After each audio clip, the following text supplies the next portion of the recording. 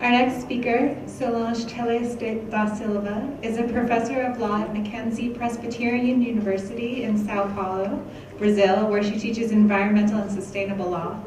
She's also the coordinator of the research project Law and Sustainable Development, Forest and Water Protection in the Amazon Region, Considering Climate Change.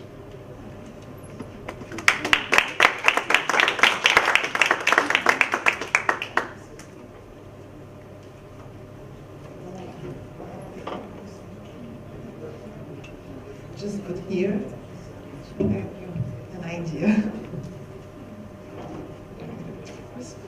First of all, I would like to say thanks for all of you for being here, and especially I would like to thank Professor Heming Singh, the Vice Consul, and also the Dean Robert Klinov. Am I right? And especially Professor Namet and Lucy Brem, and all the support of Lewis and Clark Law School and National Law University of New Delhi. And so let's start talking about transboundary waters, conflicts, and cooperation in the Amazon region. For this, I decided firstly, and I will ask you to close your eyes and came with me. Let's go 26 hours, 28 hours, 30 hours. We arrived. Let's see. We are in Brazil. And I'm from this little green part in the south part of Brazil, São Paulo. But I've been working for 20 years in Amazon region at State University of Amazonas. And there I start my research on Amazon issues and water, forest, biodiversity, and all these kinds of issues. And to explain to you the part of the main subject that we will treat now, I would like that we can ask three questions. Where we are, you knew, in Amazon region, but we will talk about water, cooperation and conflicts in this region, and are there real conflicts? Are there real cooperation in this region? And if yes or if no, how legal issues are treated? How do we have a treaty? Do we have? Do we need an harmonization of these norms in this region? And so this is our way for this morning. And I promise you that you will not have to make 26 hours to come back and have lunch. Okay? I will take my time, almost 20-25 minutes.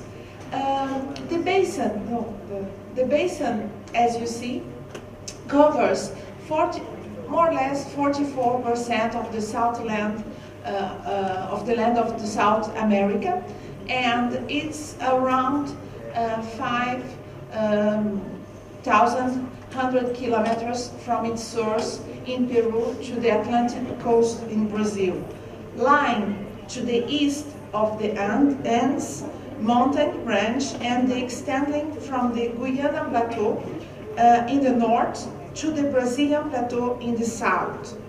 And this region, we have what we call the dominion of Amazon that covers more than the basin and also the basin.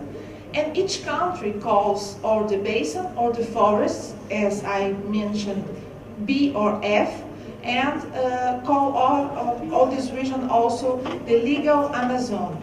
The most part of this Amazon dominion is in Brazil, and we can see that if we are treating this subject as transboundary issues, we need to know, and I take into account Brazil in this optic, that Brazil and the other neighboring countries has 24 boundary rivers and 21 transboundary rivers. It means that we have rivers that make the bond with these countries in the Amazon region, but also rivers that came from one state to another state. And I do not put here, but we have also one lake that make the border between two states in this region.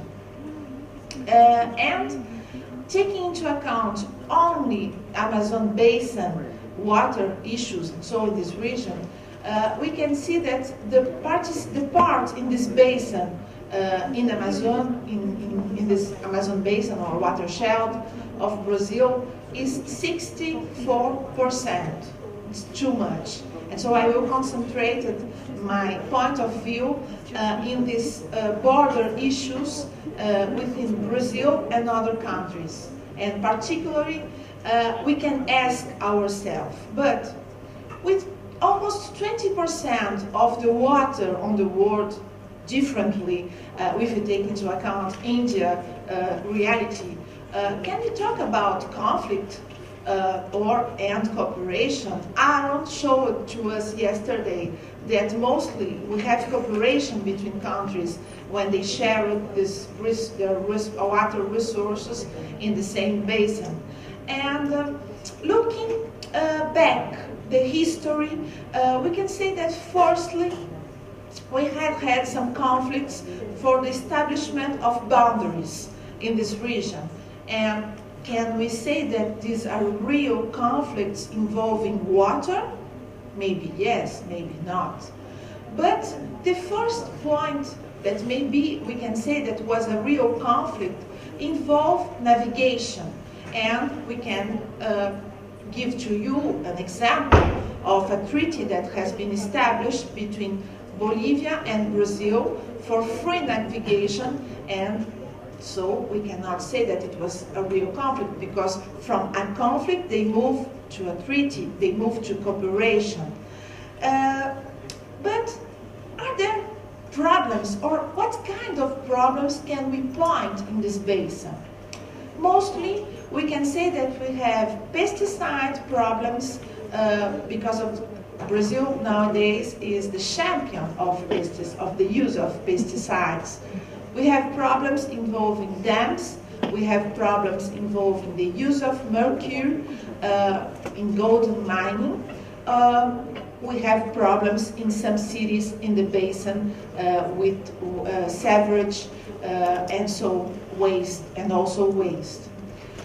But thinking about conflicts and cooperation, I was thinking, can we establish patterns thinking about this kind of conflicts or this kind of cooperation?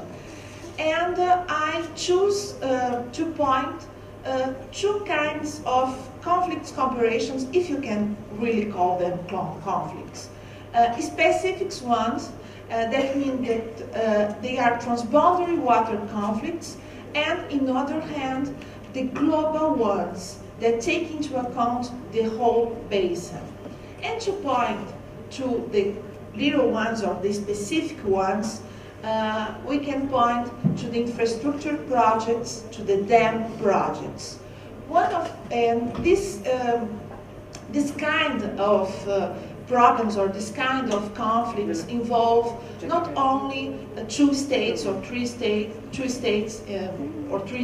and particularly I will point one case specifically, but they involve also the population.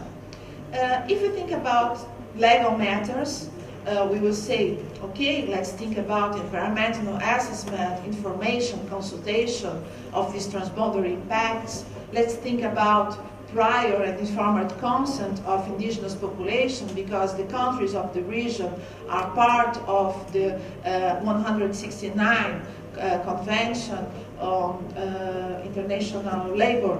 It's very different from Portuguese, this name. But we can see, and we can talk about one particular case, that it is what we call Madeira Complex, or Madeira Hydroelectric Power Complex. We have four hydroelectric dams that have been planned in this complex of Madeira. And before starting it, I would like to to say to you that I was interested in specifically in this case because I had someone, a student, Bruna Dalmeida, that has passed, unfortunately, but she worked in the field, in this case specifically. And we have Santo Antônio and Jirau in Brazil, Guajará-Mirim in Brazil, Bolivia, in the border, and also Cachoeira Esperança that is planned to be built in Bolivia. Also, this Guajará-Mirim is still planned to be built. And in Brazil, this project is the part of what we call IRSA, the Integrated Regional Infrastructure for South America. That is an effort by the national government to construct infrastructure network to the region and promote its economic development. I mean, we are in a process of development, of high development, of speed, if I can say, use this word, development, and maybe, I don't know if it's the good way to think about the region, because we need to think about the development of the region for the region and not only to export raw materials. And the second point is that these dams are also part of the Accelerate Growth Program that has been developed firstly by our President Lula and is still being developed by our President Dilma Rousseff now. This region, and this is important to point, and I think that it's one photo that has been taken by a friend of mine, Sandra Zanotto, and in this region specifically, we have in Madeira a high mega biodiversity. I can tell you that we have this river, Madeira River, is the largest tributary of the Amazon, representing 23% of all hydrological resource in the Amazon Basin. And so you can see how important is this river. It contributes 15% of the water volume and half of the sediments and nutrients that flow into the Amazon River and out into the Atlantic Ocean. The region is considered to be, as I said, a mega biodiverse home to all, to an estimated 1,650 fishes and 1,800 birds species, and so we have like a diamond in our hands, if we can say that. I will take into account to explain and to show to you this dam, specifically this work that has been made by Alfredo Wagner, and that show to us the social conflicts in this complex Madeira, and this work is part of a project that's called New Social Cartography of Amazon. We can see there on the, I don't know if it's on the right or in the left side. I think that you see the same as me, and so it's on the left side. You can see the map of South America, and so there where we have the project that has been in part constructed and in part planned. And here on the right side we can see Santo Antônio, the first one, Jirau, Guajará-Mirim in black, and after Cachoeira Esperança. Great. If we are talking about a dam that can have impacts in 3 countries, maybe we could or we should take into account the Amazon Cooperation Treaty that states that taking account of the importance and multiplicity of the functions which the Amazonian rivers have in the process and of the economic and social development of the region, The contracting parts shall make efforts aimed to achieve rational utilization of the hydroelectrical or hydro resources. But Brazilian government, when has been made the environmental assessment, you can see that the area of influence go till the border of Bolivia.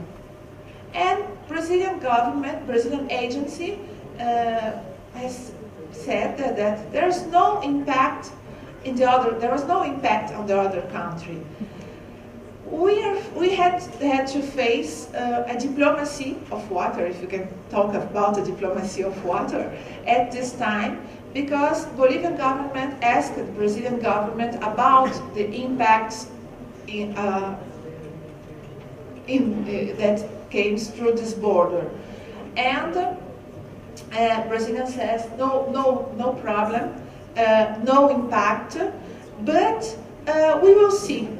And we will see, it means that there has been a negotiating process, and Brazil says, yes, but we will help to build the other dams in your territory. You see, it was like an exchange, like we can say that this exchange has been also when was established the border with Bolivia, and that we will incorporate a part of the territory of Bolivia in our territory, and we had given 2 million at this time to Bolivian government in the past. What we can point also is that the impacts are pointed by a lot of experts. The erosion process and also the problem with fishes, with migratory fishes, with catfishes. But they say, let's build steps for these catfish, and so they can go through. It seems, and maybe it's only the magazine and the newspapers that say that, I don't know, that there are people taking this catfish and throwing them because they cannot go through these steps. Scientifically, we have now starting a monitoring and putting ships in the catfish to know if really they can go and overcome this dam. And so problems with catfish, erosion problems, and so impact of populations, but also the displacement of this population. And we can also tell you about the impact that has been, that this kind of dam has in the indigenous communities and isolated indigenous communities. It's important to say that the process of licensing, environmental licensing of this dam, and the federal agency was not, in the beginning, said that there are problems and that they could not licensing this kind of project, but the president of the national agency was, how can I say this, put out of the agency, replaced. And so these are all the history that are very complex that we can tell. But if we can point and say that when are an economic interest, and we can look at the waters of the Amazon Basin, and that the countries look at these waters to exploit them with hydroelectric potential. In other hand, we can think about if is there a kind of consideration of the whole basin, and we can say yes and no. In one hand, we have the Amazon Cooperation Treaty that has been signed on 78. we can say 78, there are a lot of time, and so we can have a lot of things that has been done. But in fact, at this time, there was a fear of the internalization of the Amazon basin. And so the countries started this process and signed this treaty to push all kinds of possibility of intervention in this region. But they do not establish a territory of cooperation. But they said in the treaty that each country must take into account each own resources and preserve each own part of the basins. And so it was a kind of cooperation, but mostly in your country you keep preserving. In your country you keep preserving your country. And also we can see that in this region we have Bolívia, Brazil, Colombia, Ecuador, Guyana, Peru, Suriname, Venezuela, but also French Guiana. And French Guiana is not part of Amazon Cooperation Treaty because it's on the western side of, it's not a Latin American, a South American part, and so it was outside. French Guiana is only observer on the Amazon Cooperation Treaty organization. But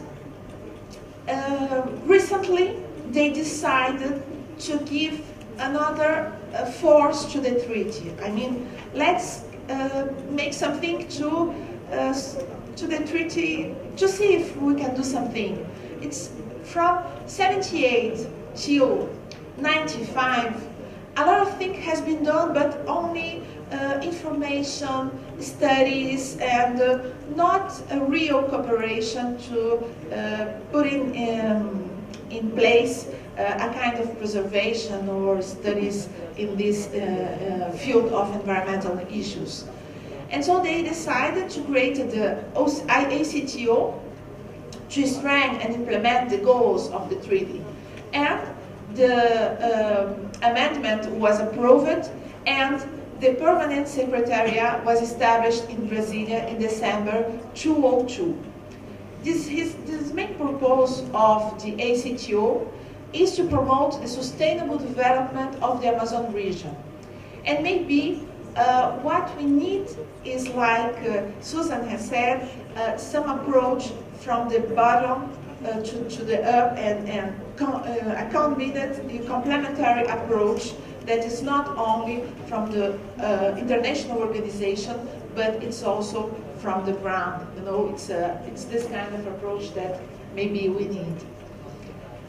We face or thinking about water in this basin, we face the problem of deforestation. And when we think about deforestation, we can see in Brazil in the red, all the part that has been deforested, and mainly with soybeans and all these raw materials that we are exporting.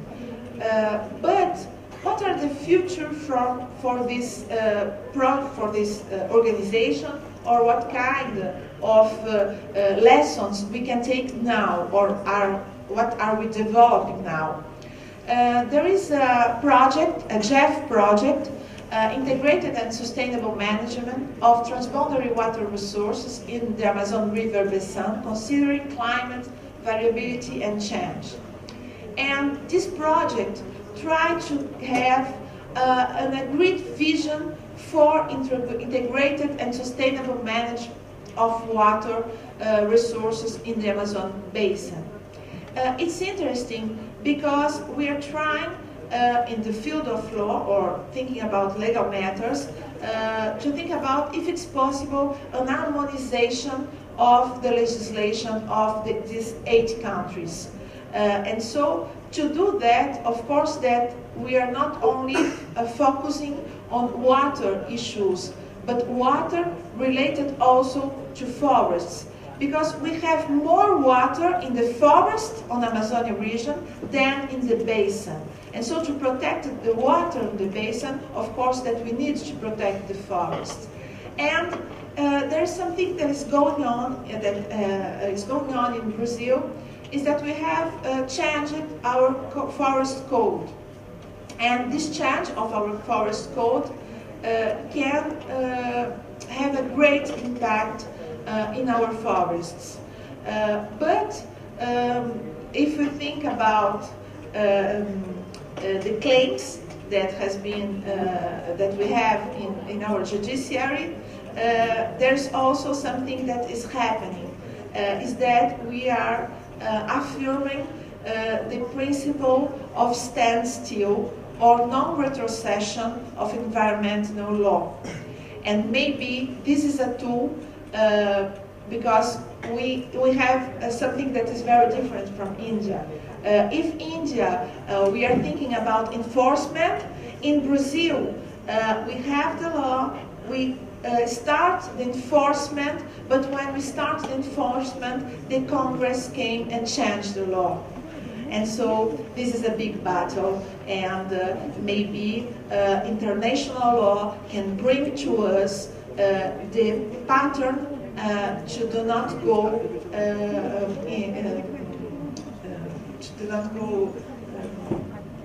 on n'est pas allé derrière. En français. Yes, to go further and not have less protection, environmental protection. I mean, we have, for example, the Inter-American System of Human Rights. And in the American system, the Convention of American System of Human Rights, we have the protocol that states on the Article 11 that we have the right to a balanced environment. And we cannot claim in the court, in the Inter-American Court, we cannot have a claim because it's a right of progressive realization that must be enforced progressively. But when we think about domestic law, maybe we can claim and say, you can see, we have the commitments, and the country has passed some commitments, and so we have to observe these. Of course, that we have in our constitution the right to a balanced environment, and a lot of countries of the region has also this statement in their constitutions. But constitutions can change, and the commitments that they have passed maybe not. I will not talk to you about maybe Belo Monte Dam, but this is another project, big project, and in all Amazon Basin, they are planning to build more than 20 dams. And so it will change all the flows of the waters flows, and this is particularly something that I think that everybody must care, because we are talking about 20% of the water of the world, but also we are talking about this balance between forests and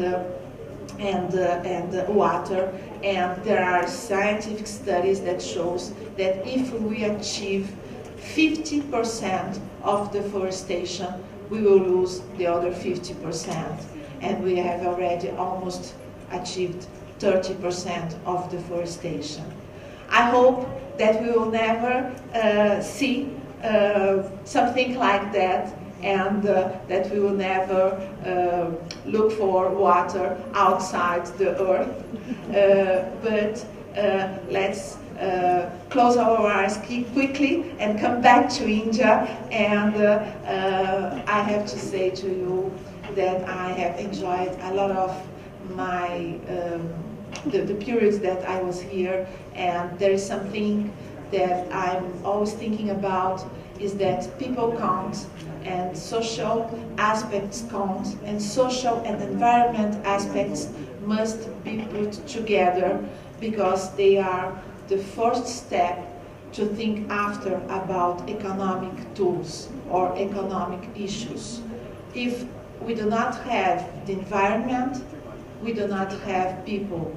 It means biodiversity can survive without people, and people cannot survive without biodiversity, without water, and after we can negotiate and so we can bargain. Thank you.